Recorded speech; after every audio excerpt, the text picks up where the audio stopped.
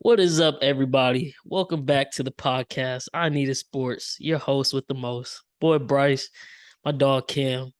Apologizing for this late upload this week, man. Life has been doing its thing this week. Been hella busy. Ended up with a broken down car. Got a new car. So just a whole lot of stuff going on. I haven't been able to get around to the podcast, but today we're finally back. Going to talk about the recap of week 2 of college football. Has some major upsets, almost another major upset that probably should have happened if it wasn't for the refs and I think Vegas. And then NFL week 1, man. What a crazy week of games. We'll touch on that. Like I said, just know I'm pissed. Happy that my Chiefs did their thing, but pissed because none of my picks hit on some stupid shit. Just the most bizarre ways for teams to lose games, and they did it, man.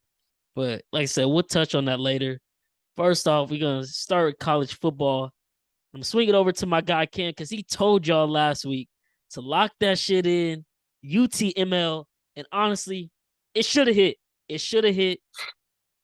Alabama knocked out the Ewers, starting quarterback. He was balling. If he doesn't go out, they will win the game. And then even with him out and the backup Card being a little bit banged up with his ankle, the refs, you could tell they got a call or some money from somebody, man. Somebody, bro. They were making some questionable calls. And Alabama had like 20 penalties as is, but they should have had about 40. Mm-hmm. So I could only imagine how Saban was looking in that locker room at halftime and once they got back to the crib, because that was not Alabama football whatsoever. But like I said, I'm passing it over to my boy Kel so he can speak on his Longhorns, man. Talk about the game. Man, it's like what you texted me like during the game. You was like, I don't know what it is with Alabama and Texas quarterbacks, but it's like Nick Saban got a bounty out on they for them, bro. Like it's disgusting. It's crazy, man. Quinn was having such an amazing game. He was just dotting Bama up. Honestly, like if he would have been healthy, if the whole game, we would I feel like we would have won. We would have definitely put up like 30 plus points. Oh yeah, he was moving the ball right down the field, man, hitting every receiver possible. He should have had a touchdown beforehand. Somebody dropped it. I can't think of the name, but the one they kept trying to call Hollywood's Brown, like Xavier Worthy. Like Xavier Worthy was balling. Yeah, he was balling. He did have that big drop, but other than that, I mean, Alabama could not hold him whatsoever. And I believe if Ewers doesn't get hurt, the way y'all's defense was playing, which it's another thing. Shout out to another point you made on the last podcast. You said they had a good defense. I didn't realize that y'all had hired Gary Patterson. Yep. And for those of y'all who don't know who that is, Gary Patterson is the former TCU head football coach who brought TC to a rise before they joined the Big 12 and then made them competitive within the Big 12. Great defensive mind. It was literally he never could get his offense straight. But, I mean, that wasn't his thing, so it was kind of, like, reasonable. But him as just a defensive coordinator in the Big 12, a league he already knows, oh, yeah, that was a good-ass pickup by y'all's coaching staff. And, honestly, if he stays, hopefully he don't try to take another head coaching job. Hopefully he just, like, I feel like his defensive coordinator is his bread and butter. He should just stick there. He should, But that's the defense you're going to need moving into the SEC a couple years. And honestly, man. I mean, I still haven't got a chance to really just watch an OU game yet this year. But I know they started off really bad and were struggling against Kent State this weekend before they kicked it on in the second half and blew them out. But I mean, besides them, Baylor lost this week. If y'all can play like that, I don't know with y'all's quarterback situation, obviously, because Ewers, he had a sprained AC joint. That was the injury he suffered, which is honestly better because I thought he, like I thought he broke his dislocated or collarbone. broke his collarbone Yeah, or something. But if he's back and y'all can still play that type of defense and Card can manage while he's away, y'all probably got a great chance to win the Big 12 as long as y'all don't choke nothing stupid. stupid. Yeah, But we'll see, man. We'll see. But yeah, nah, man. Like, shit, I was trying to warn everybody, like, bro, like our defense is actually pretty fucking good this year, and I was tweeting the whole time during the game. I was like, man, this defense is literally like it's literally built for the SEC. Like, it's literally built to stop Alabama, and that's what we was doing. Besides that one crazy long run that they had, I mean, we shut the run down. We pretty much shut Bryce Young down to fourth quarter. So he made that crazy, miraculous play. But that was a yeah, holding too. that was a holding. I literally sent you the. It was Yeah. crazy. Like they had it. Nick Saban definitely made the call, bro. He definitely made the call because it was some questionable calls that weren't called. That's like, come on, bro. Like it's obvious. Like something's going on here. So There was one on Worthy too where I think it was the third quarter. Card he went on a post to the boundary and he was open and the DB literally tugged his shoulder. You saw a handful of jersey grabbed on the other side of his other shoulder, pulled back with this one too, yanked him back and propelled himself to the football and almost got an interception. And they called nothing. Luckily, he dropped it. But if he would have caught it, it would have been an interception, a turnover, because they weren't gonna throw the flag. So just crazy shit like that, man. It really just makes you wonder, like, who making them calls yeah, up who made there that? and who done put Fact. some money down to where Vegas probably like, nah, we can't let this one slide, man. Mm-hmm. But I mean, if y'all did listen, my man said plus 20 cover and 20. ML. So if you sprinkled on both, you probably broke even. If not, made a little bit more because you put more on the plus 20 because that was more believable. I meant to tell you on that one because I thought it would be a tough game. I didn't know it was gonna be that tough, but I forgot to bet before the game. But that was a great call on your part.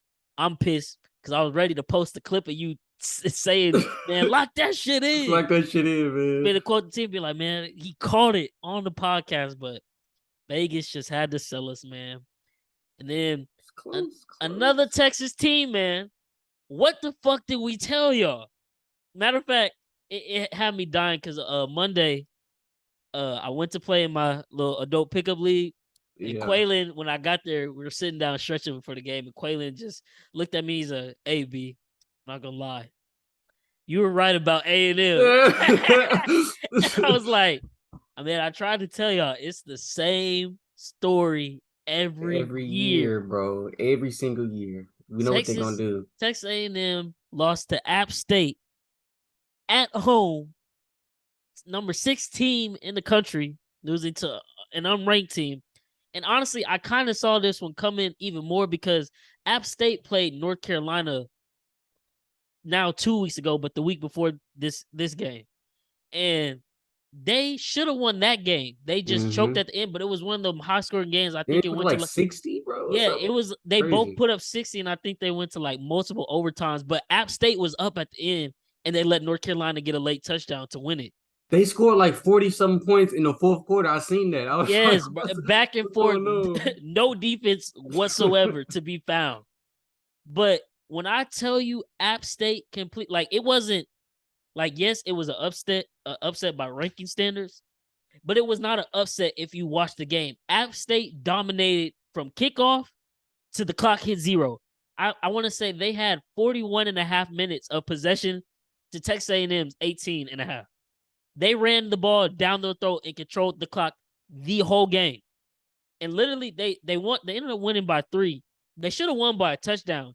They're driving late after Texas A&M tied it. They're just running the ball down the field and they get to a goal-to-goal situation, 3rd and goal from like the 6. They fake a RPO handoff, throw a slant route. Wide receiver is wide open. All he has to do is catch it. One step, he's in the end zone. No defenders even around him. He straight up drops it. And honestly, that's what the commentator said too. I remember that. That's why they lost versus North Carolina. They had a chance for a touchdown, a drop pass, and they settled for a field goal. North Yeah. Carolina comes down and gets a touchdown. So I was scared. I was like, not they better not have let Texas A&M off the fucking hook because Yeah. now you got to give the ball back to them with 3 minutes. And the refs, I think Vegas was trying to make another call. Texas A&M is just so bad it didn't work. It didn't work. What's his name? Haynes rolls out. It's third and like 15. Haynes rolls out, throws the pass. I think it hit the dirt right in front of the receiver. It wasn't gonna get a first down anyway. Incomplete. Defender, as he releases the ball, pushes him. Not hits him with his head or his shoulder. Literally pushes him with his hands. Doesn't even fully extend his arms. Next thing you know, after the screen pans to the receiver and watches it go incomplete, it pans back, and then you just see across the screen, flag. 15-yard penalty, roughing the passer, automatic first down. I was like, you have got to be shitting me. Like, this is not happening right now. Man. Tried to sell him. Texas A&M goes down, missed the field goal, tie. Love to see it, man. Like I said, definitely love to see it. Top recruits, top class, it does not matter. Jimbo Fisher, the best coach, y'all paying him all that money, it does not matter.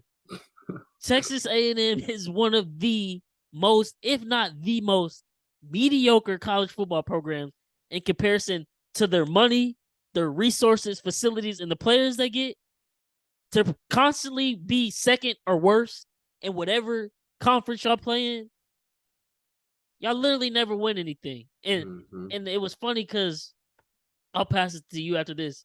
But one more thing, they have I don't know how many of y'all are familiar with Texas A&M traditions, but I'd assume a lot of our listeners are, since a lot of us are from down here that I know listen to the podcast faithfully. Texas A&M has their midnight yell the day before, where they try to hype the students up for the game, and they have their yell leaders that talk shit. Excuse me.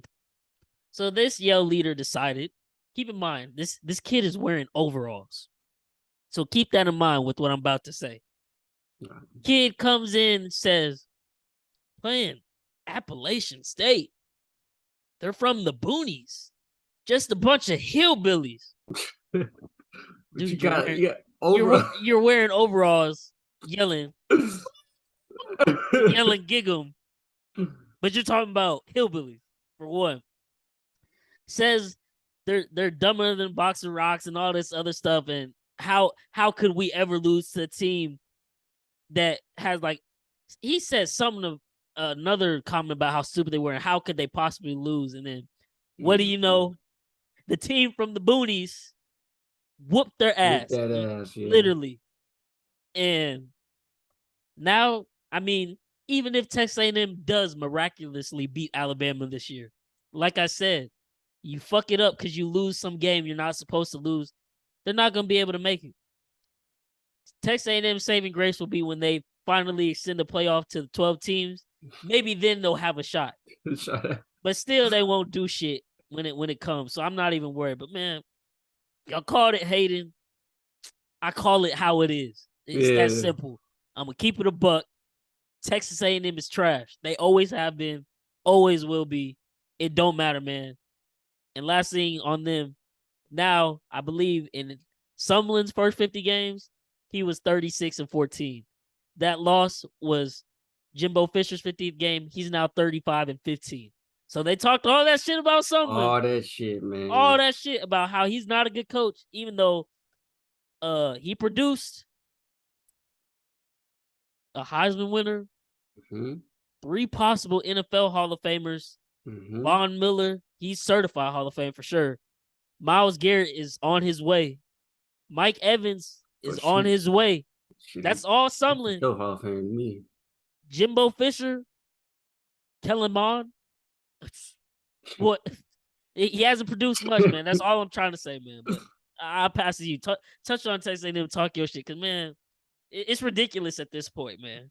Man, I was down a bit after that Bama game, and I was down for a little while. And then I seen this shit. They lost. I was like, well, time to talk some shit. Time to talk some shit. But nah, man, this is like, there's like every year they do this shit. Like they lose some sorry ass team or some unknown team like this. It's just wild to think about that. Why these recruits is going to College Station and they losing to teams like this. Like why not go to like the a better school to compete and at least play and get in and stuff like that. But I just want to say, man, that Haynes King kid, he's not it, man. He's not it. He's He's not whatsoever. not it at all, man. But it is what it is. Also, I just want to give one shout out to true freshman tight end Donovan Green from Yes, Dickinson. sir. He had a nice little first down catch, and then also he had like a I believe like a block to get like a little touchdown. So yeah, shout out to him. But man, other than Him, that, man, poor A room, and M. room for him since he's from the area. Yeah, definitely rooting for him. They got a couple kids from Dickinson over there now. And they've had a couple that graduated and went on to the league, Watermeyer. So, but Hmm. funny enough, one of my frat brothers, his cousin is Devin A. Chain. Oh shit, for real. So he has the root for A&M because of that. And I always be messing with him like, bro. I told him after the loss, I was like, bro, you need to tell your cousin, just go ahead and pack it up for a season and don't waste no more time or risk of injury and just prepare for the draft. He has enough tape. Dude is a beast. Just go prepare for the draft because I'm telling you, A&M is gonna waste his talent, and there's a possibility of him getting injured for a season where they're not going anywhere again, Anywhere. anywhere. But yeah, man, another upset in college football. It was a week of upsets. Yeah, it I really don't was. know what it is this year. Maybe we were wrong from our initial judgment of it was just gonna be one of them years where the top teams are just top dog again. But a lot of these teams, basically every team has looked kind of weak except for Georgia. So if I had to change my pickup right now, I would say Georgia probably has a very good chance of repeating compared to what I'm seeing across the college football landscape.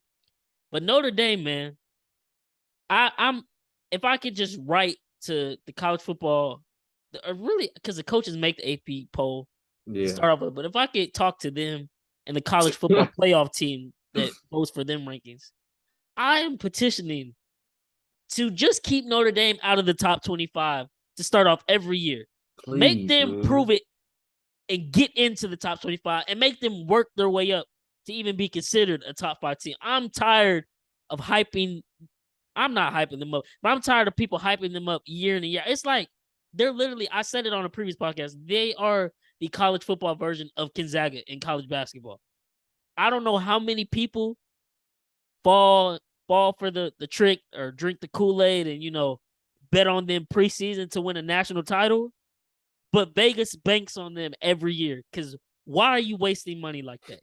You might as well donate to your favorite charity if you're gonna do that instead Dead of betting ass, on a bro. Notre Dame future.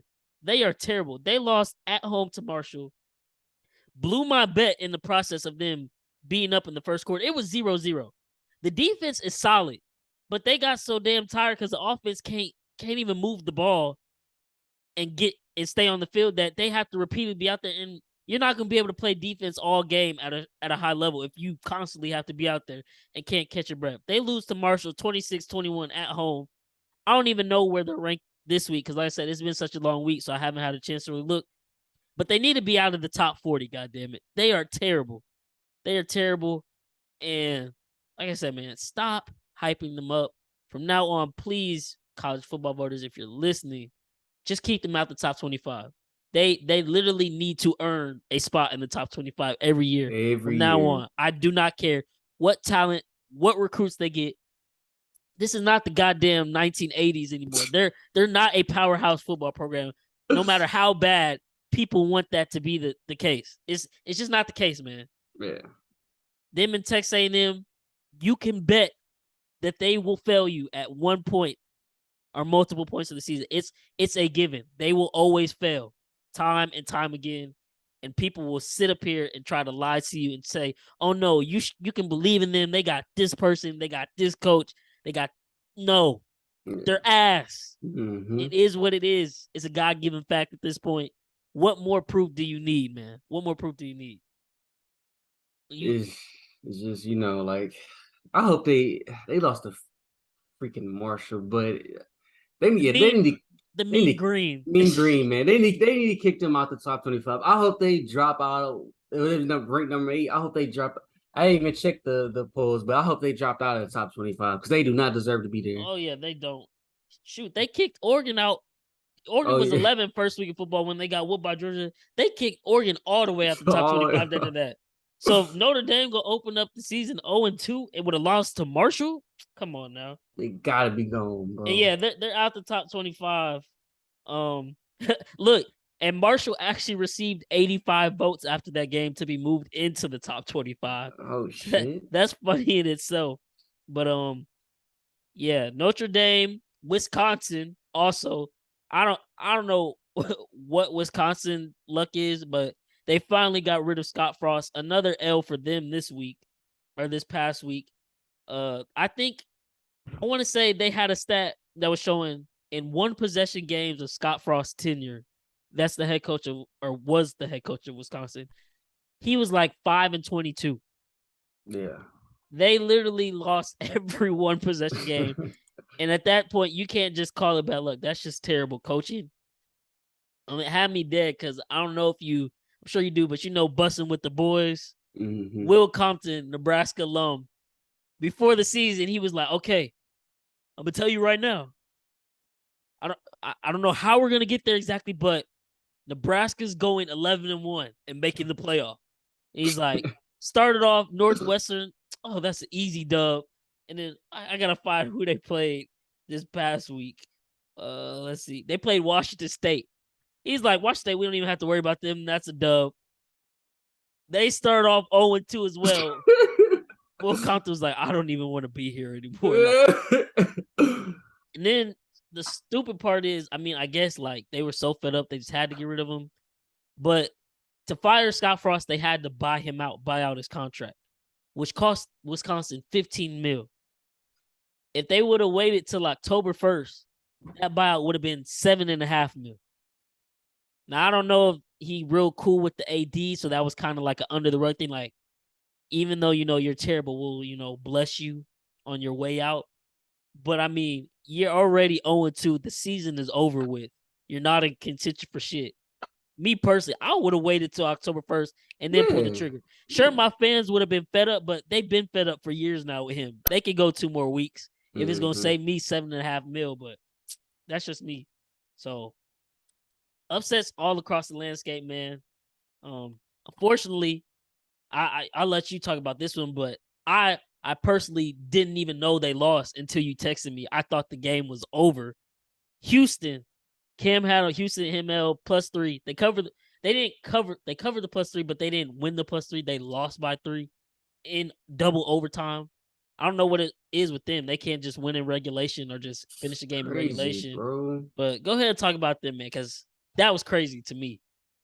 Yeah, I mean, it was pretty much a they always struggle with Texas Tech like for the longest. I believe it was the last year or 2 years ago. I went to a game down there NRG and they lost to Tech. And I was like they always start off so good and then they just lose at the end with Tech.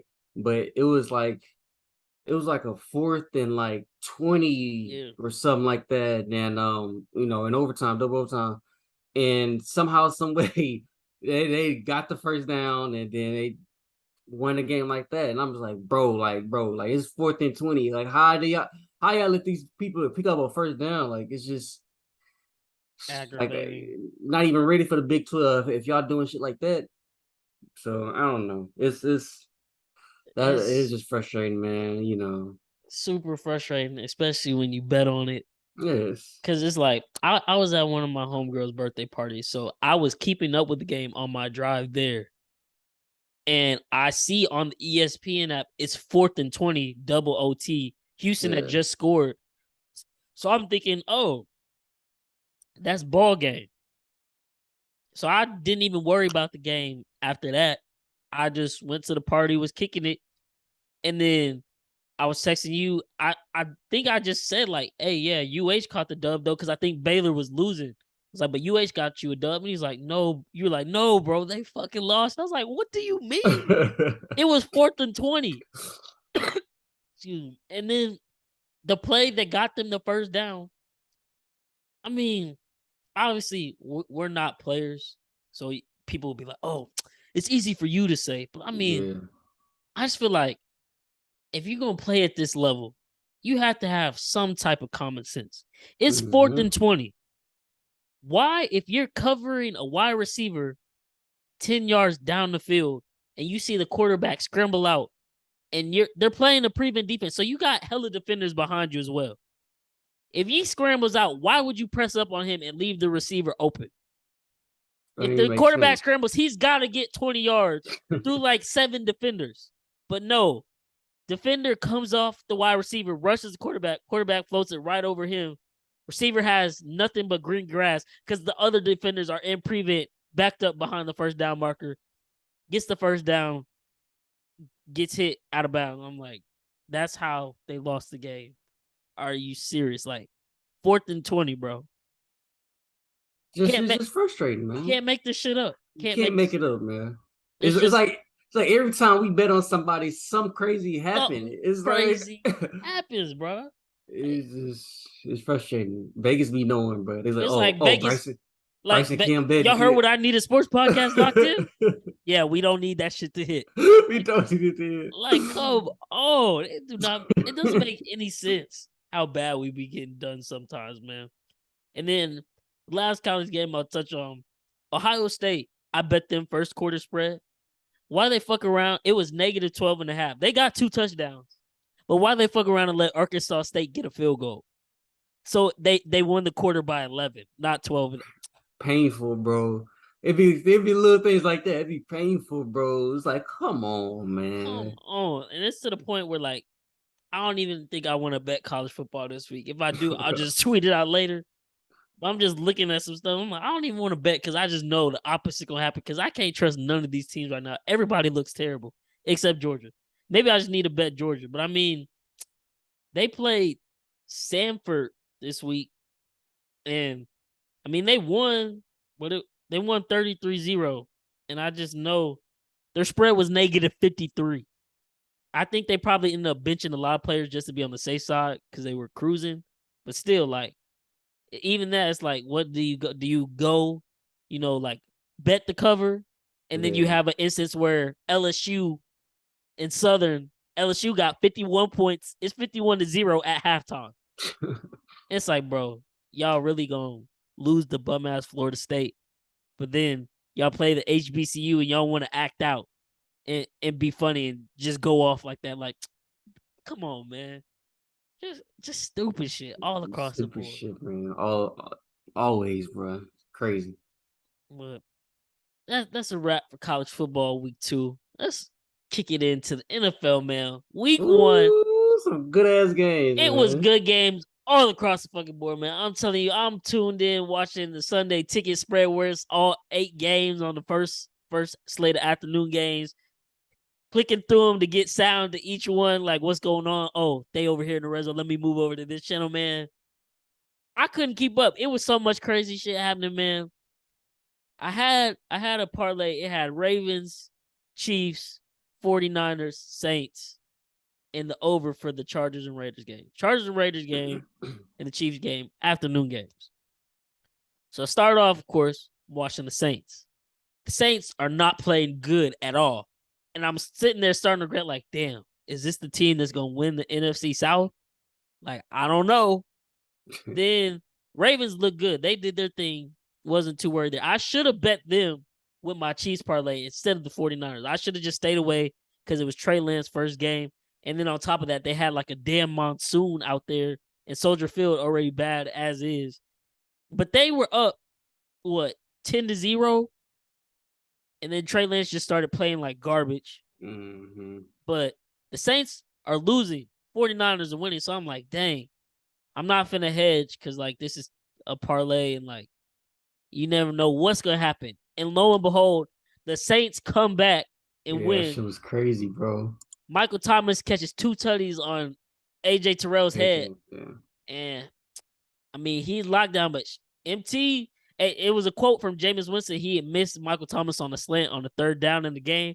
And Michael Thomas kind of came back to sidelines and just looked at him like, bro. And Jameis was like, you know what? My bad. I'm not going to miss you again for the rest of the game. And they got it going. He was throwing to Jarvis. He was throwing to Olave. That offense got it going. They win on a walk-off field goal. But at the same time, they done came back. The 49ers then lost the lead to Justin Fields. Justin Fields, and keep in mind, y'all, the 49ers traded like 3 first-round picks to move up in the draft and draft Trey Lance over Justin Fields, a guy who on tape already looked. There was no questions about Justin Fields. Say what you want to say about, Ohio State doesn't produce good quarterbacks in the league. If you watch Justin Fields, you would know he does not come close to that take whatsoever. Dude was a dog in college. Mm-hmm. He starts going off. I'm to 49 defending in the background. In the backfield, he making them look silly, dancing around, just finding wide open receivers, moving the ball down the field in this flash flood during the game. And Crazy ass. next thing you know, 13-10 on a third down, Bears up. 49ers can hold them to a field goal if they have a chance, get the ball back, go down, score a touchdown, win the game. Justin Fields reverses in the pocket, escapes out, rolls. Well, no, this is the other play. I'm sorry. It was actually a great play call. They focus all the 49ers defenders focus on the left side of the field, out leaks the tight end, touchdown. Wide open. Bears up 19-10. At that point, you know it's game because there's no 9-point play in football. And I was like, bro, you can't make this shit up. Like, 49ers really just sold me to the Chicago Bears. Like, you got to be kidding me. And it made it worse. I didn't tweet it. I only tweeted my parlay with the Chiefs. I put money on the Chiefs -3, -2.5, just straight up. So that hit for me. But on the page, I didn't put that. You put on it, I forgot to put that. We whooped shit out the Cardinals like I knew, but I was um, like, I should have just paired the Chiefs spread with the Ravens spread instead of the damn 49ers. So that was on me.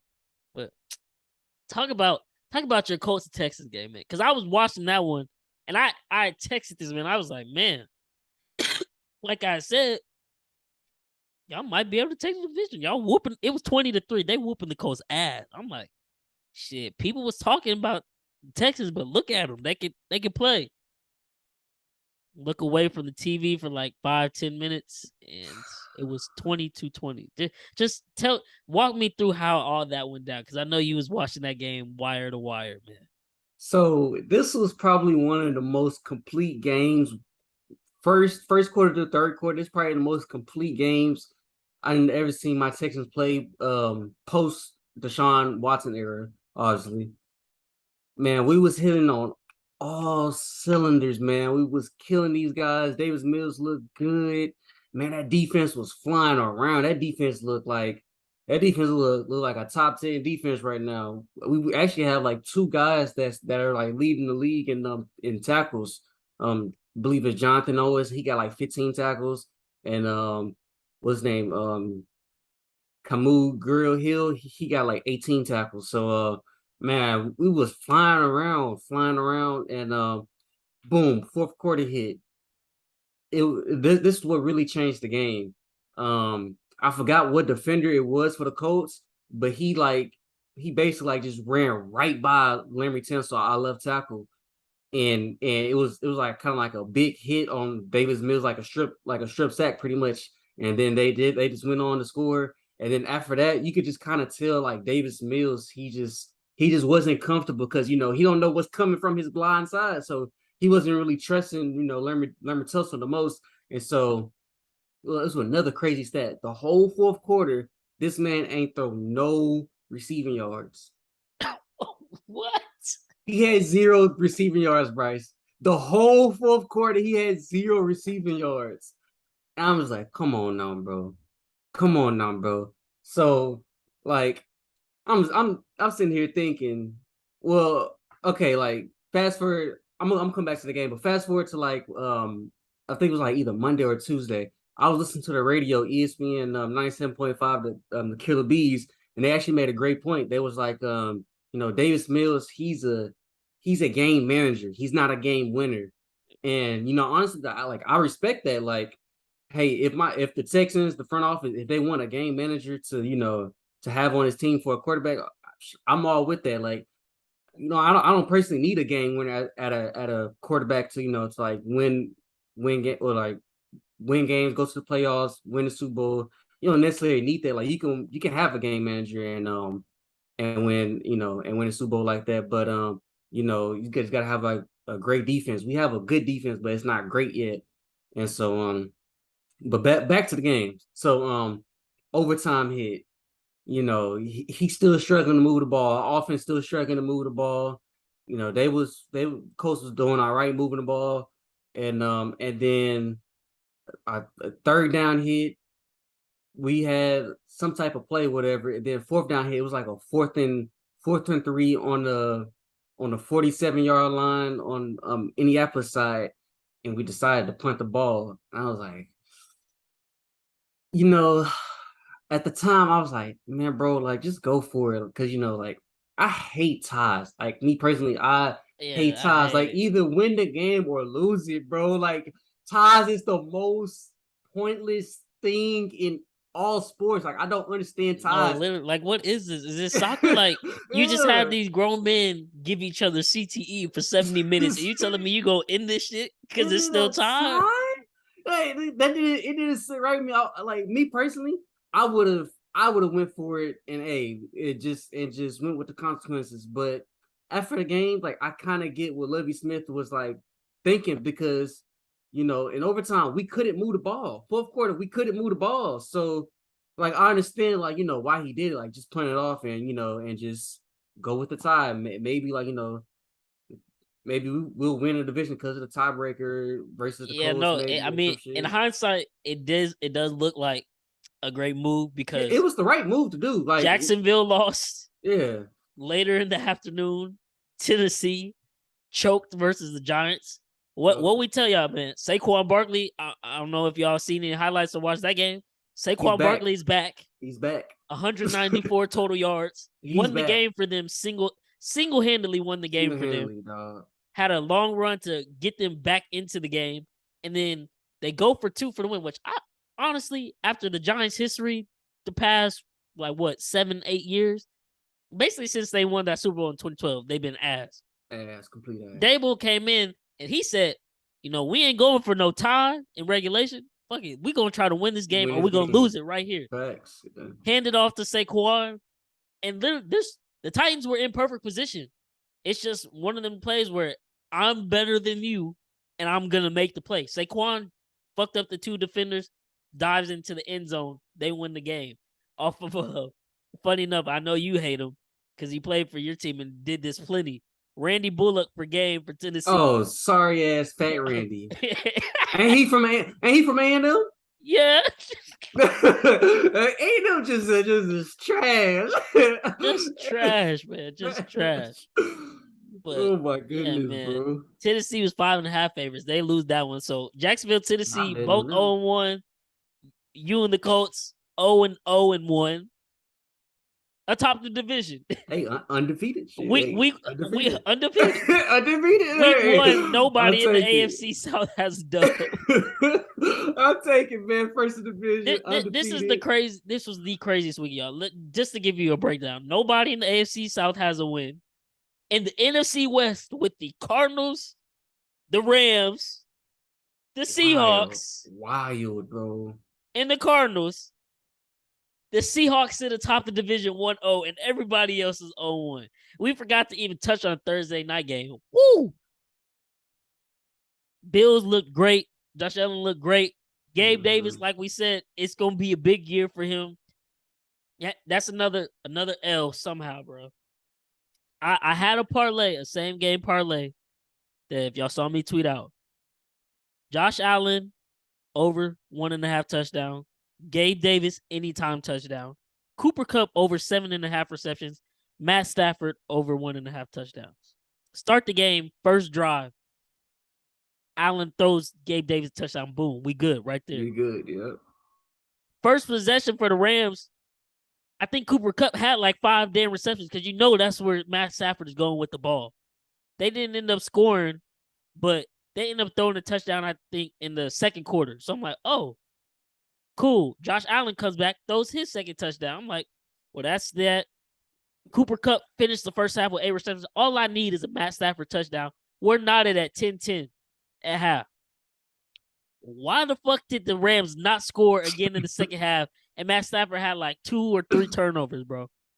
Every time they were driving, pick, fumble. Like, you cannot make this shit up. It's tough, bro.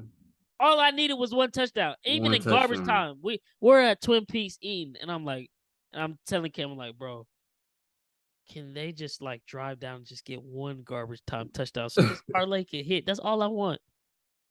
They get inside the like 20, then they just go backwards, and now it's like 4th and goal from like the damn 25. Throws it into like triple coverage, of course, or it wasn't even triple coverage. He threw it to Allen Robinson, who he couldn't hit the whole game because he just only wants to look at Cooper Kupp. Literally, bro. Sold me. I'm like, bro. So this is how we starting off the NFL season for me. Parlay that should have hit, but Matt Stafford's incompetence. I guess I'm gonna have to move him out of my top 5, like you said, because that shit was Try to tell you, man. pitiful, bro, and pissed me all the way off. Cause I'm like, this was a good game. Like everything was going All exactly right. as we wanted. Gabe Davis racking up points for our fantasy team. I have Josh Allen and Stephon Diggs on another fantasy team, so they were doing good. The only one who sold me, but it didn't matter at the end of the day. I had Cam Akers on one of my Oh fantasy teams. my goodness. I don't know what's wrong there, but They love Derrick Henderson. I guess so. Because Cam Akers finished with a whopping 0 points in fantasy. Did not. I think he got 3 touches and they all went nowhere. And he Nowhere, was kind bro. of set up for one of them was a screen pass. Matt Stafford threw him the ball and there were like 4 defenders there, and he threw it to him 5 yards behind the line of scrimmage. What the fuck is he gonna do with that? Rams looked god awful. I thought it was weird that the Buffalo Bills were favorited, and the game was in LA and they're defending Super Bowl champs. But man, Rightly so. They came out nice, they bro. came out nice. Josh Allen did have one of them moments where it's like, why the fuck did you throw that? His second interception, the first one was not his fault whatsoever. But that second one is like, that's Come why on. it's hard to trust him because while he's great, it's up here. And then at the same time, he'll be right back down here randomly. It'll be like, you gotta be consistent, man. But they whooped the Rams ass 31-10. And now I see why the Rams have Odell Beckham Jr.'s locker still open and ready for him. Because they need him. Because that's the only other receiver Matt Stafford will throw it to, I guess. Mm-hmm. But another game to touch on, man. Bengals, man. What did Oof. I tell y'all? I Yeah, mean, you I know it's called it. week 1. It's the week 1. They call it the week of overreactions because it's literally the first game. But Hell nah, fuck that. You called that shit. I tried to tell y'all, man. They are gonna play them so much different. They're gonna play them harder, and it only made it worse that they're going up a division opponent in the Steelers with a cold ass defense. Joe Burrow, 4 interceptions, 1 lost fumble, and nobody's talking about it. No major networks are talking about it. It's like they looking the other way with this. It's like, Looking the other no, no, way. no, no, And the no. thing Y'all need to is, look at this. thing is, we gonna get to them later. Don't worry, Cowboys fans. They got the Cowboys this week. They're probably gonna whoop their ass. Probably so. Joe Burrow probably have a really good game bouncing back from that, and that's all that's going to be in the media then. But this man had 4 interceptions, and I think all 4 of them were in the first half, if I'm not mistaken. One of them, this first one was a pick 6, straight up, and they weren't like the Josh Allen's first interception where a receiver clearly should have caught it. These were horrible interceptions where it's like, what are you doing, Burrow? I remember, I think it was his third one. Literally, Jamar Chase, I don't know if it was T. Higgins because he ended up getting knocked out with a concussion, but it was some other receiver, if not him, both on the left side of the field, wide open. Tyler Boyd is triple covered, and Joe Burrow threw it to him, and it got picked off. And it's like, what is he looking at? I tried to tell y'all, man. And even then, the Steelers, they got a stone cold defense. Mm-hmm. They offense is probably going to be Kenny Pickett time sooner or later. Pretty soon, I feel like. Because while since he had those 5 turnovers, they should have won the game. Honestly, they ended up having an injury to their long snap holder. So really, they're driving late, and it's 20-14 Pittsburgh. They threw a touchdown to Jamar Chase. The refs called him out at the one, but replay clearly showed he was in the end zone.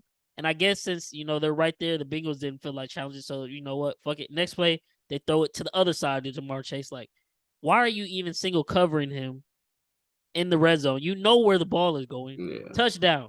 Now it's 2020. Everybody thinks the game's over. Boom. Mika Fitzpatrick blocks the field goal. So now we're in overtime. Pittsburgh driving.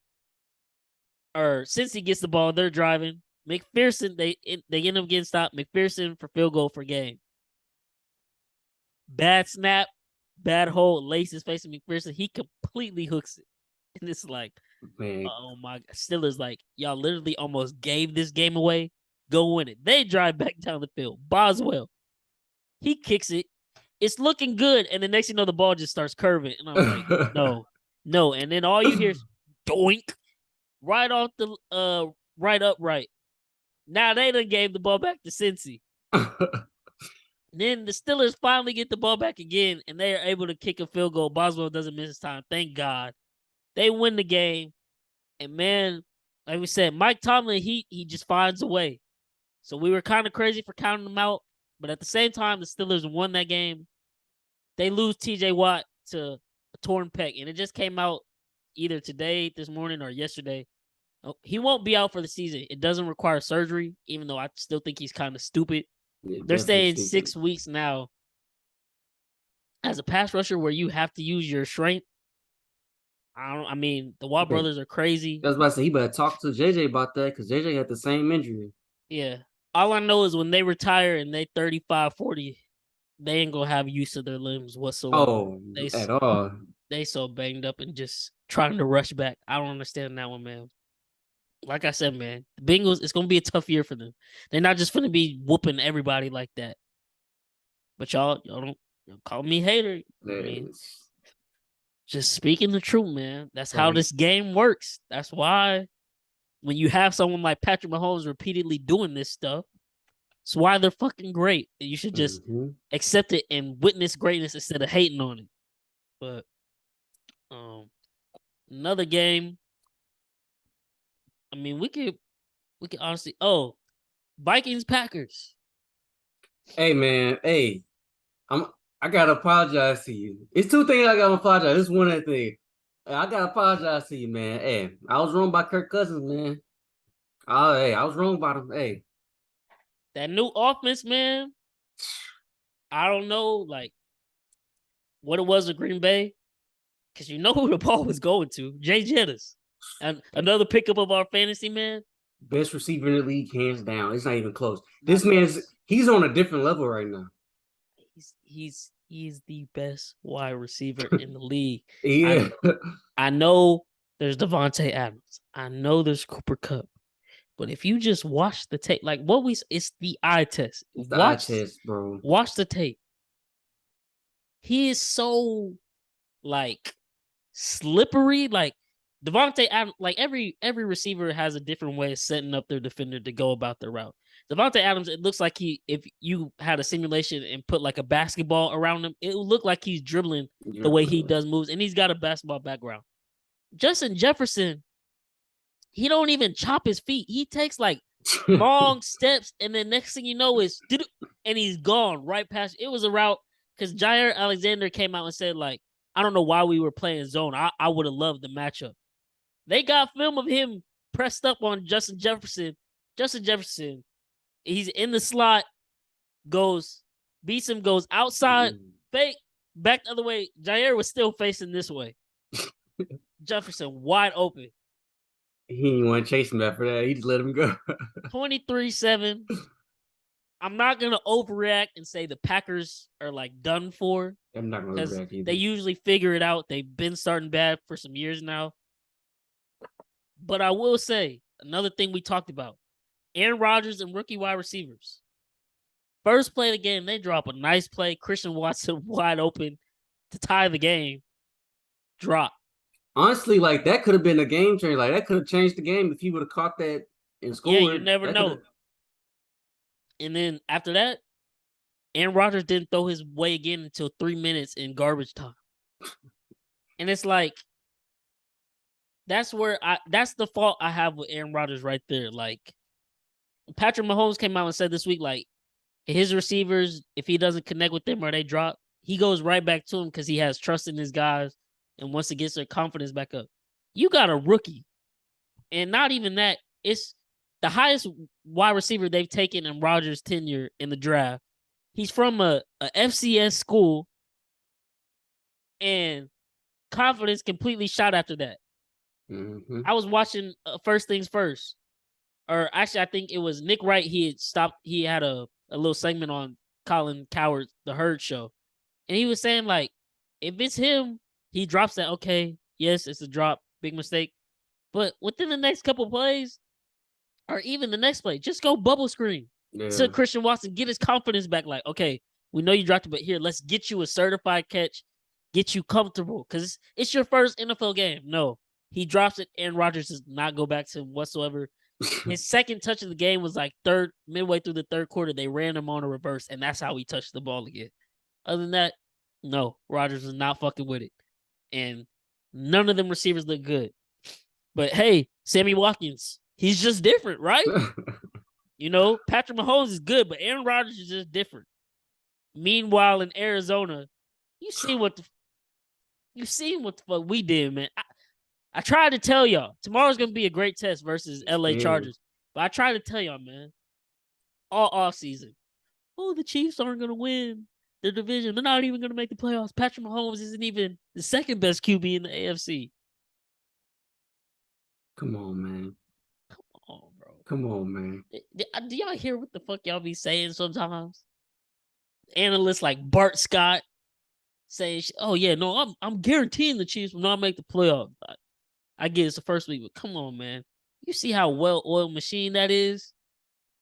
Threw the ball to 9 different receivers, 5 touchdowns, 0 interceptions, 360 yards, all on. He hurt his left wrist on his first touchdown pass. They were hitting the fuck out of him, and he was still connected on the touchdown to Jody Fortson. Jody Fortson was on the right side of the field running the crossing route through the end zone. Patrick Mahomes threw the ball when he was at the beginning of the Cardinals logo. Throws it, gets hit. Jody runs right into it. Perfect pass, touchdown, 5th touchdown. He's the best in the game. But despite all that, number 1 in yards, number 1 in touchdowns, number 1 in passer rating, 144.9 QBR. According to PFF, that was the 8th best quarterback performance this week.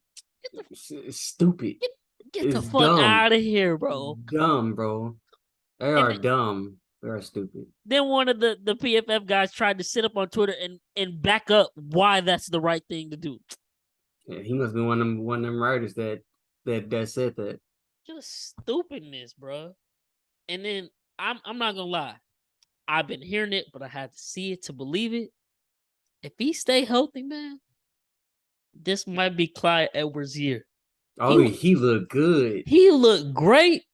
They ran the football. He was getting 5-6 yards. Got 2 touchdown catches. Hey man, it's weapons everywhere. I'm trying to tell y'all. Yes, we lost Tyreek. I want to get your take on that. Do you think? Tell me if I'm overreacting, because I feel like Tyreek Hill leaving was the best thing ever to happen to Patrick Mahomes. Because now it's like he's like this the best version we got this year. It's the best version we're gonna see out of Pat Mahomes, and that's scary. Literally, and that's what I was trying to tell people. What y'all didn't realize is last year when this is Mahomes down year, his worst year ever. The league has figured him out. Whoop de woo. People are playing this too deep, high safety. He's got to take his check down. He can't go for the home run ball no more. It forced him to learn to, hey, take what the defense gives me. Let me learn these looks. Okay, boom, get the ball out. But then at the same time, we still have Tyreek. So it's like sometimes even when people are open, like the touchdown to McCole Hardman, we ran that same play last year in the red zone at the AFC Championship game. It would have won us the game, but he didn't throw him the ball because he was too focused on trying to get it to Tyreek and scramble around. He figured it out last year. Mm-hmm. Lost Tyreek, so now that pressure's off his back where it's not like I don't have to target Tyreek 12 to 15 times a game to get him his touches. Now it's like, okay, pre-snap, I know 55 the mic. I know they're about to play zone over here, or I know, oh, we ran, Andy Reid loves pre-snap motion. Okay, he following, we got man here. I know where I'm going with the ball before it even happens. Literally, last year, I think they said on average he was taking like 2.86 seconds per throw off snap. This past week in 2.55, getting the ball out like that, everything wide open, offense moving right down the field. And at the end of the day, we still do have the best tight end in the game, too. Travis Kelce, 8 catches, 121 yards, a touchdown himself. I'm telling you, man, it's the scariest we are going to. Scary. I mean, and this is literally like, it's like players have. I'll say this, too. And some people might call me crazy. You might even call me crazy. But I'll say it. It's an early hot take. But I think in terms of comparing like a player like LeBron, you could argue, not even argue, you could literally say LeBron has had multiple primes where it's like, oh, he's already the best player in the league, but then it's like, oh, he added this to his game. He got a better understanding. He older, more mature, and it's like, damn, he's still doing it, and he's still the best. Like when he left Cleveland, got that experience in Miami, and then came back to Cleveland. I was watching I seen a clip from the Gilbert Arenas podcast today, and Will Handy was saying like that first year he came back to Cleveland, that was his second year on Cleveland's coach staff, and during the regular season he was thinking like, oh, LeBron be taking plays. I'm like, this ain't it. Like this is the best player in the world. And then that playoff snap, and he went that 0 dark 30 mode. Yeah. And he said the second game of whoever they play in the first round that year, he went to the locker room and just apologized to LeBron. He's like, I know you don't even know this, but I thought, you were trash. But I see it. And he's like, man, we play 82 games. I have to handle myself the way I do in the regular season. So when the playoffs come, I can go all out and I can be ready. My body will be ready. Mahomes, his first 4 years, that was a prime. Mm-hmm. But he was a baby. He didn't know what the fuck he was doing. He was just going out there, raw talent, and dicing everybody up. They say he studies film like Peyton Manning. The media giving all these hot takes only fuels him because he pays attention to that shit.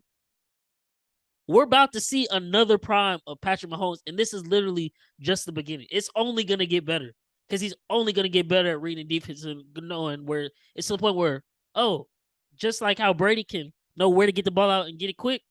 Oh, I can do that now. And if the pocket does happen to break down, oh, I can still run to the left, fling it back to the right, Sky Moore for 30 yards down the field. Like something Brady can't fucking do. Something Brady can't do. But no, he's not the best quarterback, man.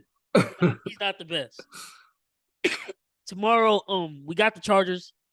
It will be a tough ass matchup. That's a division rival. They always play us tough. But I got us winning that game. The line is now moved to 4.5. I got it at 3.5, but I took it down to 3 for -130. So that's one of my picks for this upcoming week. Chiefs -3, 130. Take it to the bank. I think we got like Kevin Wiles tweeted after the games this week. Everybody this weekend was playing to win. The Chiefs were playing to prove a point, and you could tell like they came out and like we want to whoop everybody. We went with the Cardinals as this week. I texted in our group chat. You can ask Cam. I was like, I think Mahomes might go for like 6 or maybe even 7 touchdowns. If the Cardinals could have kept it relatively competitive and he would have been able to stay in the game, he would have went for 7 touchdowns. Because we ended up driving down there again. We just handed it off to Pacheco. Pacheco got him his first NFL touchdown. But that would have been 6 right there. And this, Mahomes didn't even play the fourth quarter, y'all. 5 touchdowns, 300. He didn't play the fourth quarter. Come on, what are we talking about? Like, it's not an argument anymore. Like, let's face the facts. He's here. He's the best. It is what it is. But tomorrow versus Chargers, like I said, I got us -3. We did lose one of our top corners we just drafted. McDuffie pulled his hamstring. They actually put him on IR.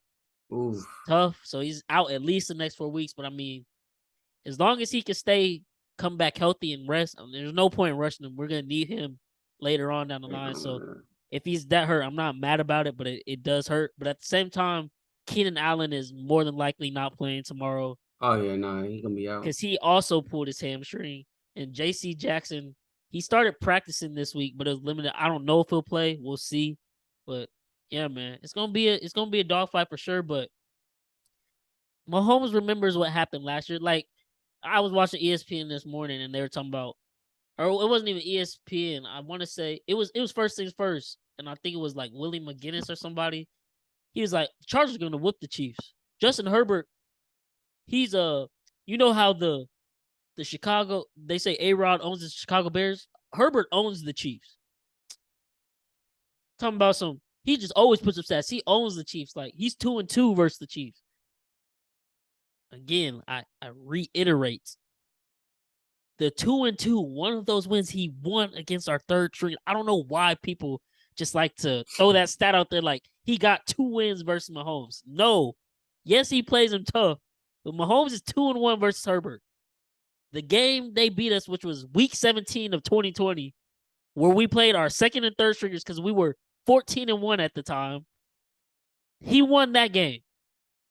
And it wasn't like, I think they ended up winning by like a touchdown, but it was 2 touchdowns. But the second touchdown came late. It wasn't like they just whooped our second and third string. Like, let's slow down. Herbert gonna have a chance to prove it tomorrow, and I'm sure he will have a great game because he's a great talent. But them boys will be ready, and that defense, they've been hyping up the Chargers defense because of what they did to your AFC West champs, the Raiders, which we can talk about next. Woo! But Mahomes will be ready. Trust me, man. This year, like I said, that was week 1. I told y'all he my MVP, off to a great start. And if he only keeps shredding up these top defenses, I've already seen a few takes where it's like, well, he got weapons everywhere. No, don't say that now. Yeah. Don't say that now. Don't say that shit now, Dude, it's man. Tyreek lost. We lost Tyreek. Oh, what is Mahomes gonna do now? Yeah, no one to throw to. Yeah, but Okay, we'll see. we'll see. We'll Yeah. see, man. But go ahead and talk about them Raiders and Chargers, man. I don't ran it for long enough now. I'll pass it to you, my bad. I just Nah, had to get some shit on my chest week 1, man, because man, it's your team, man. You got to, man. y'all crazy. Y'all are crazy, man. Nah, man. It's a divisional game, man. So going in, it's gonna be tough. I'm not gonna overreact just yet, just because it's week 1. But goddamn, Derek Carr did not look good. He did not good. He didn't look good. He didn't look good. I love me some Derek Carr. I think he's a great talent, but he just simply did not look good. Raiders period didn't look good. I believe they actually had a chance at the end there, but they just came up short. So like I said, it's a divisional game. I'm not overreacting just yet. Week 1, but damn, they didn't look like they was about to be the best team in that division. So That, we'll like I, see. I was trying to tell you, that offensive line, a lot of question Yeah, marks. a lot of Defensive question marks. secondary. Keenan Allen went out early in the game. Mike Williams finished with 2 catches and 10 yards because I had him on my fantasy team. Yeah. Justin Herbert was dicing them up with everybody else. And another thing, like I was just talking about with Mahomes, and we were talking about with Aaron Rodgers. Derek Carr is now with his college buddy Devontae Adams. So then he's trying. You could literally tell he was trying to force the ball to Devontae. Mm-hmm. Like, yes, most of the time Devontae will probably get open, but there was multiple times where Renfro and Waller were wide open, and Carr is forcing the ball to Adams into an interception. One of them, which the one I sent you, where I was like, bro, this is a terrible throw. Devontae Adams beat triple coverage, wide open in the end zone if Derek Carr can just get the ball there. Throws it completely short. It's like the defender was filling a punt, interception. And that could have been a touchdown that could have given them a lead or had more points on board. They could win the game. Because despite all that, Derek Carr had 3 interceptions. I think he might have fumbled too, the most turnovers of his career. They were still right there to win the game. So, Mm-hmm. I mean, it is what it is. But yeah, not a great start whatsoever. And like I said, man, between them, the Chargers and the Broncos, they all just play so dumb sometimes. It's like they just lose in ways they shouldn't be losing. And that's why I can't trust them. Because with the Chiefs, at least for the most part, you know what you're getting with them. And at the end of the day, when all else fails, you give the ball to Patrick Mahomes in a crunch time situation. 9 times out of 10, he's going to come through for you. And that's why I'm rocking with my boys. But yeah, man. Raiders sold. Chargers won on the division, so it's a big game for us tomorrow. We need to win that one because if the Chargers go up 2-0, that's a great start to the season for them. Damn. And hey, it's if they win tomorrow, I can only imagine what the media is going to be saying. Oh my goodness, they're gonna be riding Herbert, bro. They're going to be Oh, sucking them up. it's gonna be terrible. Oh my God, it's gonna be horrible. Oh, it's going to be so terrible. And even if Mahomes plays great and we still Still lose, lose. They gonna say, they oh, still he. gonna tear. Like you know how Josh Allen played great versus us, but lost.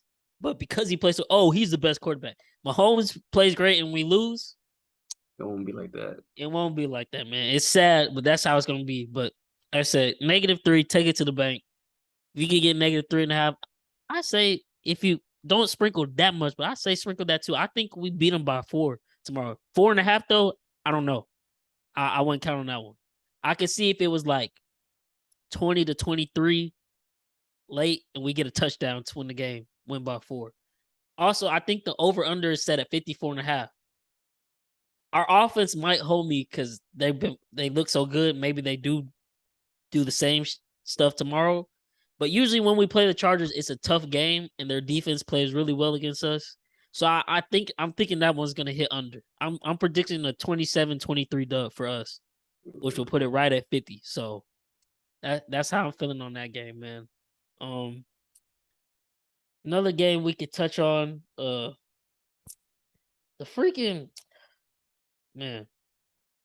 So I have to apologize to the podcast listeners, and I was wrong. I famously said on the last podcast that the Seattle Seahawks have the possibility to go 0-17. Goodness gracious, They man. should have lost, but like I said, the AFC West team is not named the Chiefs. They will find miraculous ways to lose that will have you scratching your head like, what the fuck?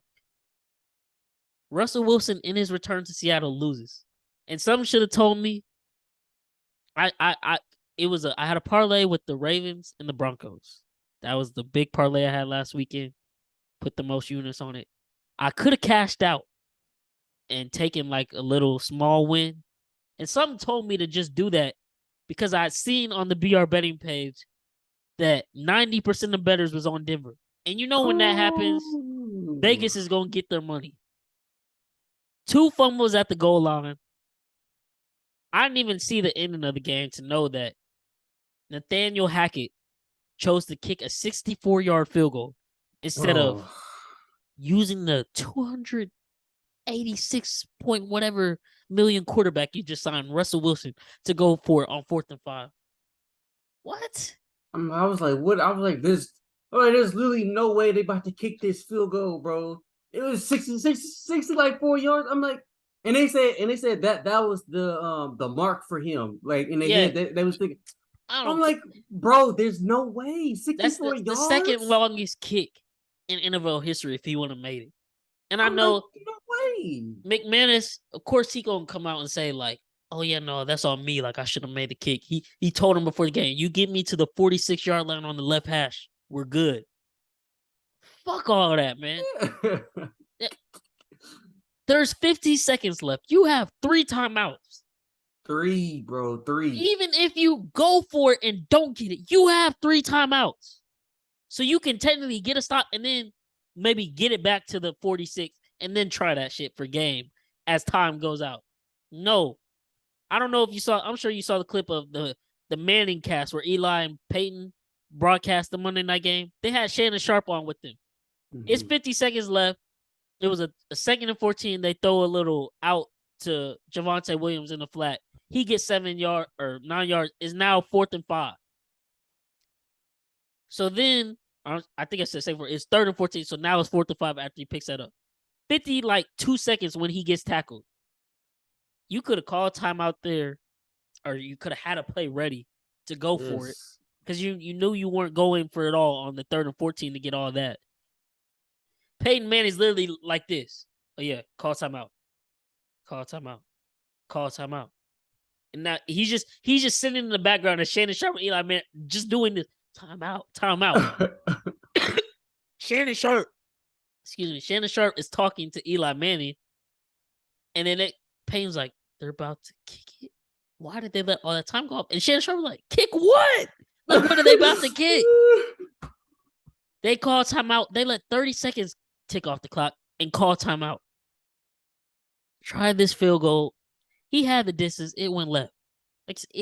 Either when you kick from that far, you're either gonna have the distance and it's gonna be off target, or you're gonna be on target, but it's not gonna have this. That's how it always goes, which is why nobody makes these field goals, especially in an outdoor setting. Yeah. And then post game, Russell was no, that's what we wanted. I agree with Coach Hackett's decision. Hackett on the post game press conference. Oh yeah, no, we stand by the decision. That was the right move to make. And then what do you know today? Yeah. They come out and say, then Hackett comes out and say, well, on second thought, looking back on it, that wasn't the right decision. We should have went for it. Oh really? Hey, got all them looking stupid. But these are the coaches they're paying millions of dollars to that haven't proven themselves. And this is the shit they're doing. When you could hire so many other coaches, as we know, to be in these positions. And this the results you get, man. And I'm glad I switched my pick from Denver, man. Because right there, to me personally, that lost the locker room already. Oh, for sure. That, in fact, they gave Javonte Williams. Let me go look it up because I was mind blown. Because they started off running him and he was doing good. So I was like, why even go away from that? But Javonte Williams and Melvin Gordon, stop playing Melvin Gordon, bro. Javonte Williams should be running back one. You should feed him until he's tired and he needs a breather. Then you bring in Melvin Gordon. But no. Denver wants to go 12 carries for Melvin Gordon and 7 carries for Javonte Williams, who was averaging 6.1 yards per carry. Shit don't make no sense. Just do what fucking works. Like, why? Why?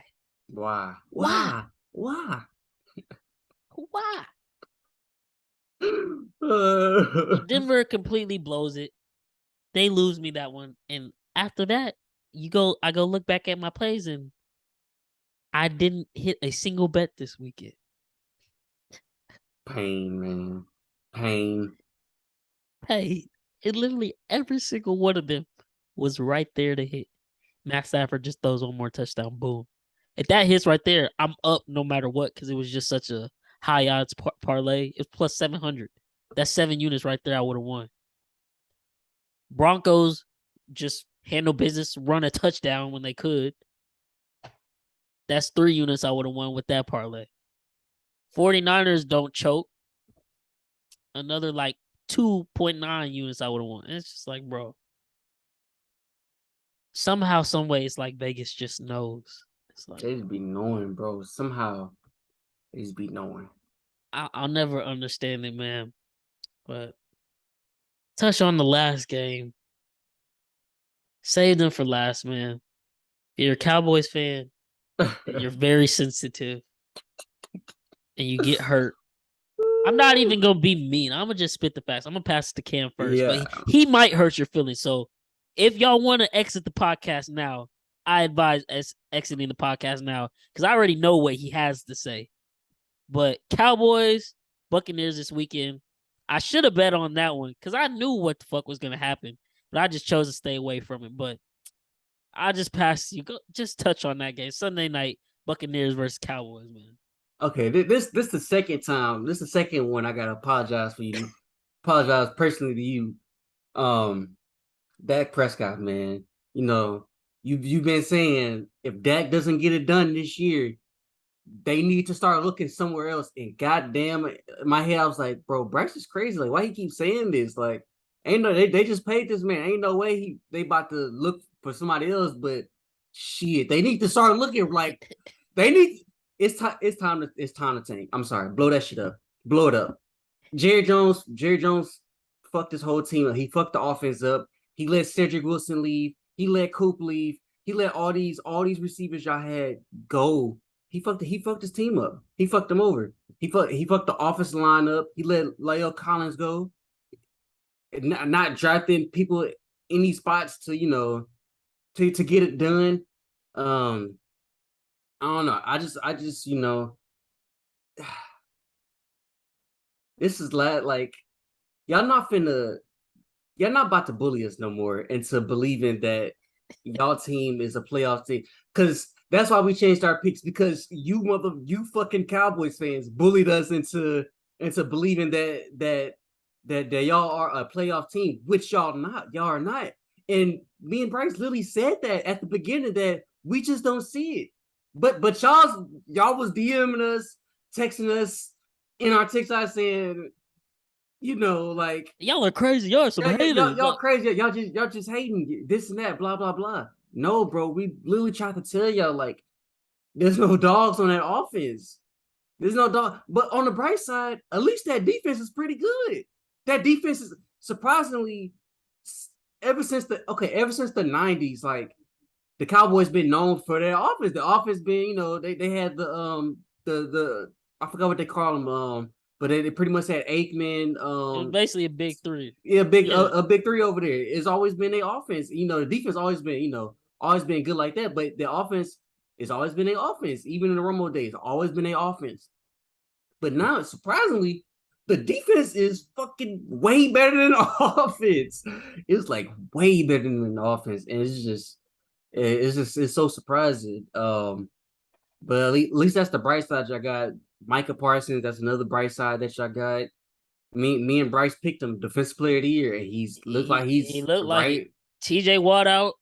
Aaron Donald, he got him a sack, but he didn't look too great, and neither did the Rams. He keep balling out, and he's the one bright spot for the Cowboys. He should easily win that, especially if he keeps performing like he did this week. He was getting to Tom Brady, and that's the thing. Now I'll touch on the Cowboys, man, because it's not even hating. Like, I'm literally telling y'all literally do everything that doesn't prove or doesn't back up winning for y'all. Y'all's defense played lights out. I will give it to them.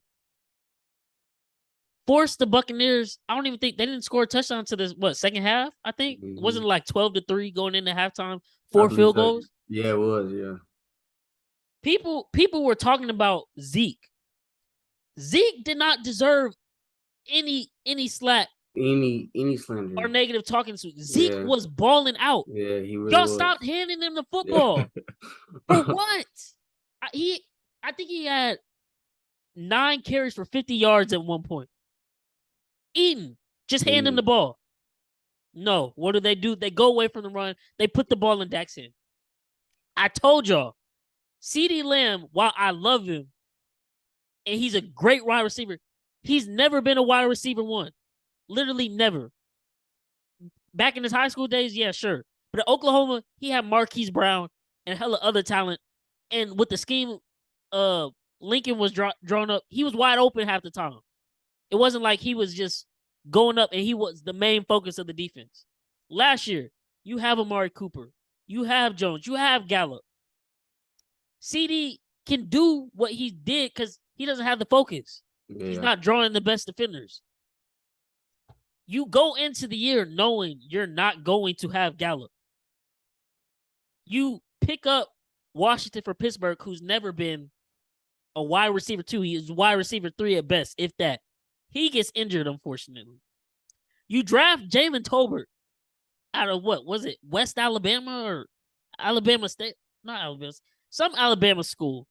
Unproven. Yes, he had a decent college career, but this week he was a healthy scratch. For any of you football fans who don't know what that means the player is so ass that they just tell them to sit out the game. Because they rather not have them suit up because they have no plans for them. But they drafted him with one of their top 3rd round picks. he's on the roster. They're paying him, so he has to be there. But he's a healthy scratch. Like, you know what? You just come out in your street clothes. You're not gonna play this. So knowing that, of course, what are the Buccaneers gonna do? They're gonna press up because they know none of these receivers can get open. Dak is not about to throw them open. CeeDee Lamb has 11 targets, 2 fucking catches. That's y'all's wide receiver 1, bro. And you talking about like, what are you talking about? It's literally right there. You're watching it live. Y'all just want to deny it. Like, no, bro. It's just a bad game. Like, we can still do this. Like, no, bro. Cannot hand do the ball off to Zeke. Run play action. Get yourself in manageable third down, second down opportunities where Dak doesn't have to go win you the game.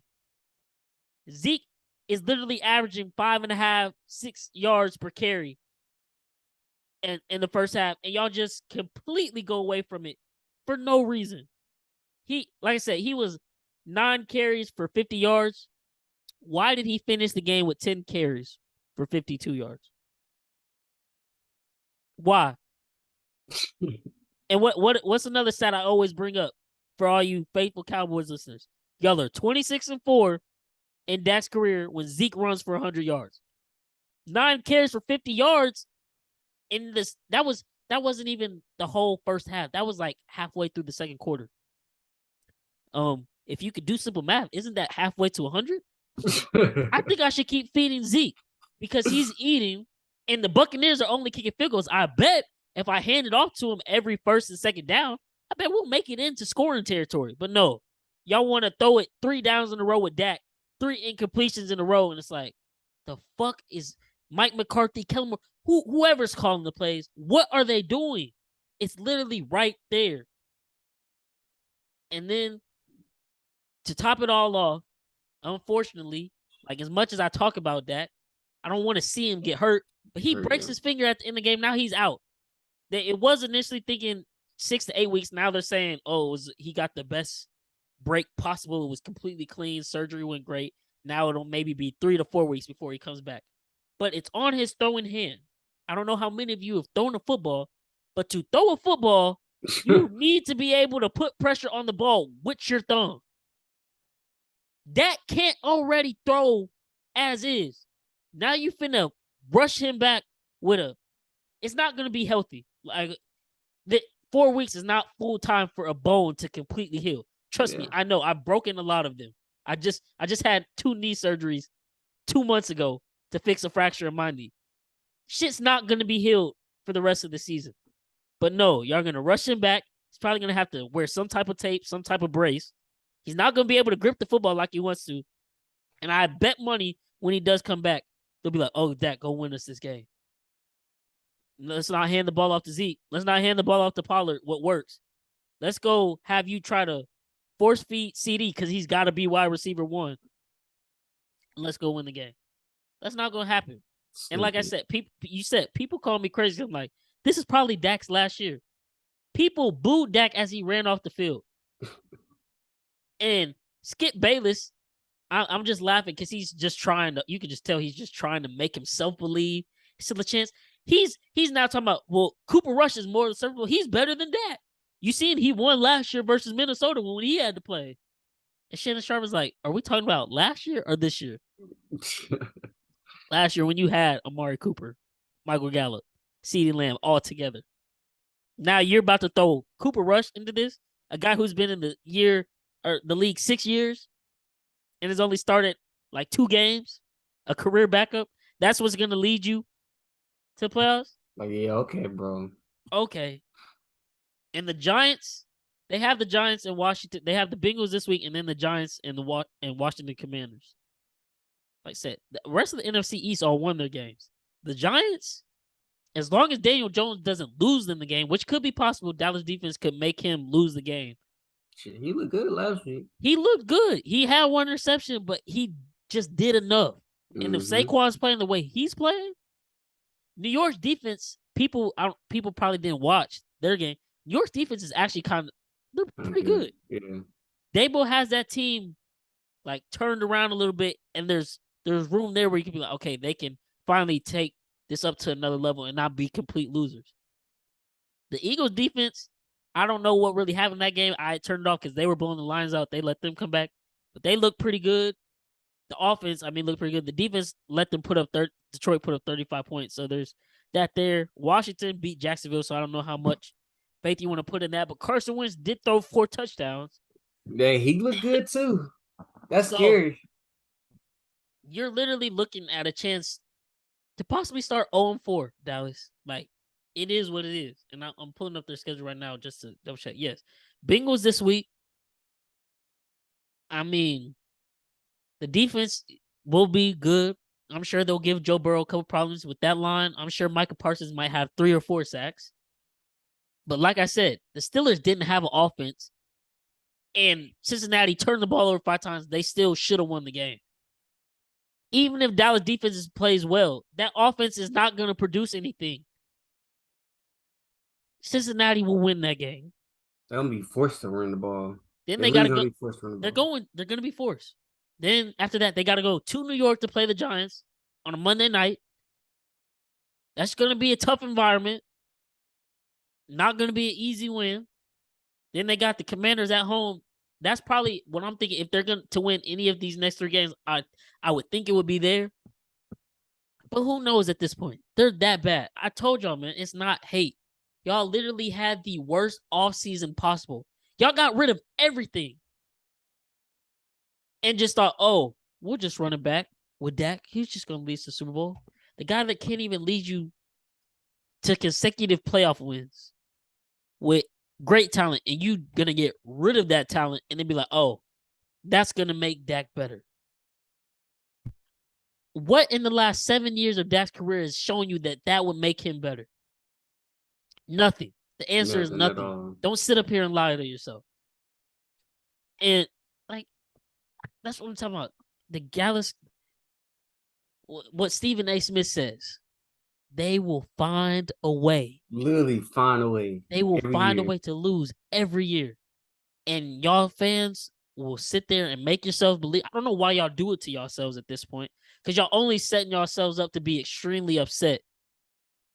But why, especially this year after the offseason, why would y'all even believe for a second y'all had a real chance of going to the Super Bowl, let alone being a contender in the playoffs for real? I predicted them 7-10. That was before the Dak injury.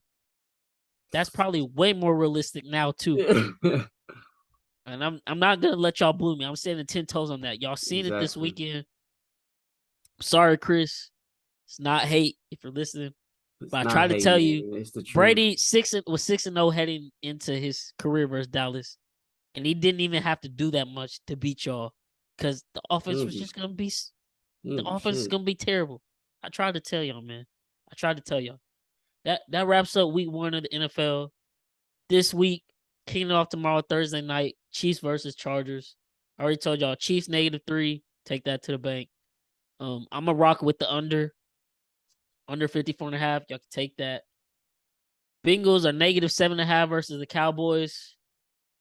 I'm gonna roll with that, but I'm probably gonna also throw them in a parlay. Honestly, I might just do them and Chiefs parlay MLP. Yeah. Roll with that. And honestly, those are my picks for the week, man.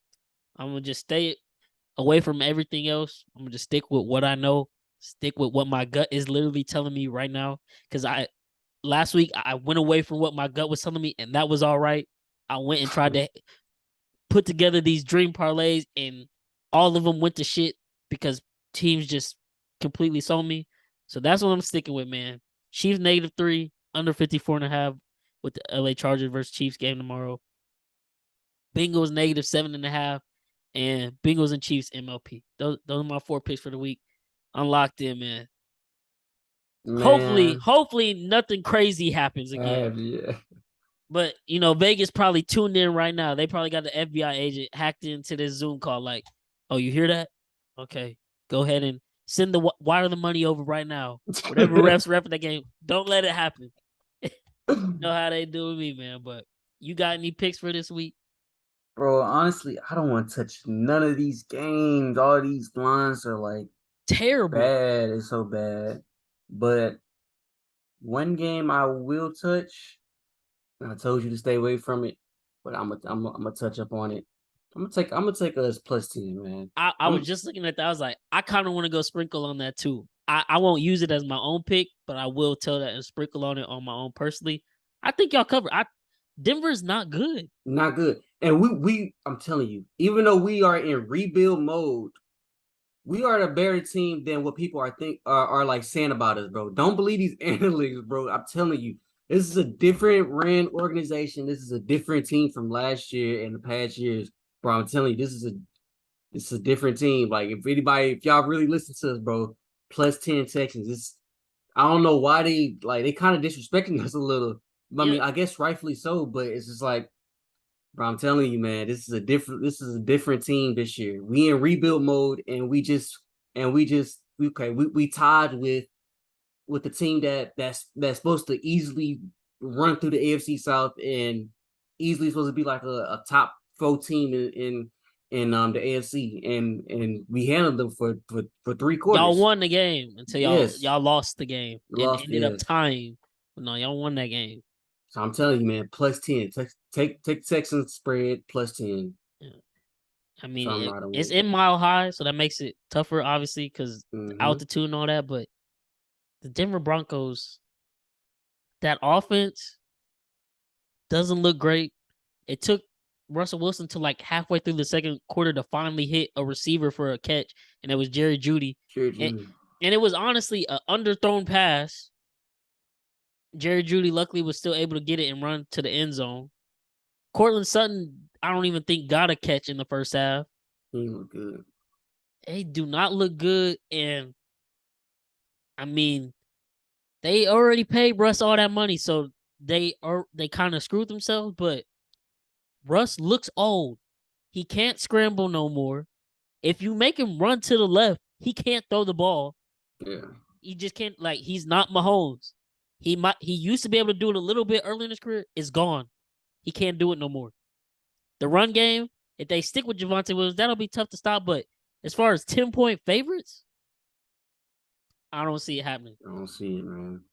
I don't see it. I think the Texans will play them tough. Hopefully, y'all use Damian Pierce more. Oh, Just that's another thing. It's like, why are we using Rex Burkhead? Oh, I told spit all over. Why are we using Rex Burkhead? I don't get it. I don't get it. He was in there for overtime, the most a third down. I'm like, bro, we have a great rookie running back in Damian Pierce. And Levy Smith after the game talking about, yeah, we gotta get him more touches. You fucking think? You think? Why are you like? I don't know. Damian Pierce should be like every down back. He should be an every down back. He should be the goal line back. I just don't understand why they run a Rex Burkhead. But hey, and it's beats like, me. I'm not an NFL coach. What do I know? right, like, what do we know? But at the same time, it's like, bro, it's like, it's not just the coach on the sidelines. There's coaches in the booth watching the game from up top, so they seeing literally everything. Then Yes. coaches got these tablets where literally the play after happens, they can go look at the tablet and see what the fuck going on. You telling me someone's not in the headset saying put Damian Pearson and run the football with Run him, ball, yeah. especially as the coach is starting to come back? Like, come on, let's use some common fucking sense here. Like, I get, like, we're not NFL coaches, but come on, man. Teams literally just going away from the shit that works. If Works, yeah. if it ain't broke, don't fix it. Don't fucking fix it, And bro. that's one of the things that the Chiefs do well, man. That the little shovel pass play we got, it looks different every time we run it. And I wanna That I, shit's I so wanna touch on live. that, man, because two people tried to use it, and the Bengals tried to use it, did not work versus Steelers. They stuffed it at the goal line. Then the Giants tried to use it, and it really didn't work. But Saquon said that was their 2-point conversion. They ran a little shovel pass, but they literally didn't add no dressing around the play to add deception. We put McCole Hardman in the backfield, have him immediately sprint out like it's going to be a pitch. Mahomes runs out there. Literally all the defenders, Simmons, and I forgot the safety's name. It wasn't Buda Baker. It was the other safety for Arizona. They literally take off to the sidelines and go try to get to McCole. Right back to Clyde Edwards. And it's like, Andy Reid, the most beautiful play caller in the league. Patrick Mm-hmm. Mahomes, the best quarterback in the league. And y'all thought this shit just they were just gonna struggle immensely because they don't have Tyreek Hill. Fucking retards. But any other time, and you argue about Mahomes being best, they'll say stuff like, it's Andy Reid offense. Like, he made anybody look good. Okay, so if he made anybody look good, and then you have an all world talent in Mahomes, what the fuck in your mind is telling you 2+2 equals 5? Because it doesn't. But that's what the fuck y'all are doing when y'all talking about, well, Mahomes is gonna suck. What if y'all gonna say, oh, he has the best tight end, oh, he has the best coach, and he's already proven he's the best quarterback. Like, why wouldn't it work, man? Exactly. Teams need to use common fucking sense. That's the theme for week 2. Use your brain. Use your brain, man. Don't go away from the eye test. What your eyes are telling you, it's not a lie. Cowboys, run the damn football with Zeke. It was working. Well, man, that was week 2. Those are our picks. That was our recap, man. Week 1 was crazy. Glad the info is back. Whew. I said, just got caught up with life, car problems early this week. That's why we weren't able to get 2 episodes out to y'all. But got all that solved. God willing, next week we'll be right back on schedule, man. Mm-hmm. But it's gonna be another good week of football, and it kicks off with my boys Thursday night. I can't fucking wait. We will see y'all on the next episode. It's your kids from the neighborhood signing off. Yes, Bryce, sir. my dog Cam, we out, man.